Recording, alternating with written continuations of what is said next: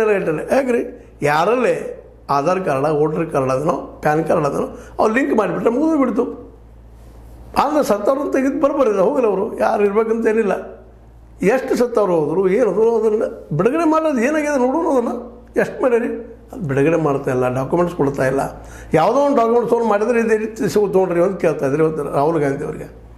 ಅಂದರೆ ಒಟ್ಟಾರೆಯಾಗಿ ಇವತ್ತು ಒಂದೇ ಪಾರ್ಟಿಯ ಒಂದೇನಪ್ಪ ಅಂತಂದ್ರೆ ವ್ಯವಸ್ಥೆ ಬರೋ ಲೆಕ್ಕದಾಗ ಇವತ್ತು ಎಲೆಕ್ಷನ್ ಕಮಿಷನ್ ಕೆಲಸ ಮಾಡಲಿಕ್ಕತ್ತದ. ಅದ್ರ ವಿರೋಧವಾಗಿ ಹೋರಾಟ ಮಾಡ್ತಾ ಇದ್ದಾರೆ.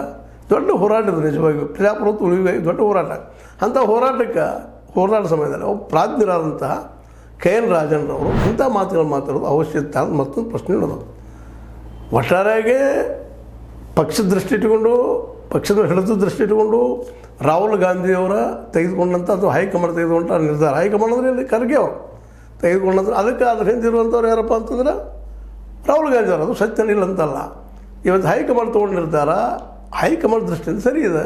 ಬಟ್ ಪ್ರಜಾಪ್ರಭುತ್ವ ದೃಷ್ಟಿ ಇಟ್ಕೊಂಡು ವಿಚಾರ ಮಾಡಿದಾಗ ಸಹಜವಾಗಿ ಅವ್ರ ಅಭಿಪ್ರಾಯ ಹೇಳಿದಾರಪ್ಪ ಏನಲ್ಲ ಅದು. ಅದೇನು ಇದರರ್ಥ ಇವತ್ತಿದು ಮಾಡಬೇಡ್ರಿ ಮೊದಲ ವಿರೋಧ ಹೋರಾಟ ಮಾಡಬೇಡ ಅಂತ ಅವ್ರನ್ನ ಅಂದಿಲ್ಲ.